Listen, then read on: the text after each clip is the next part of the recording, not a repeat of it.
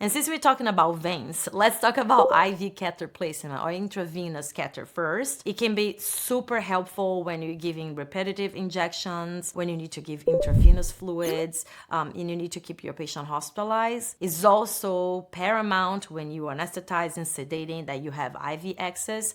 So all the standard IV catheter placement techniques, we utilize them here.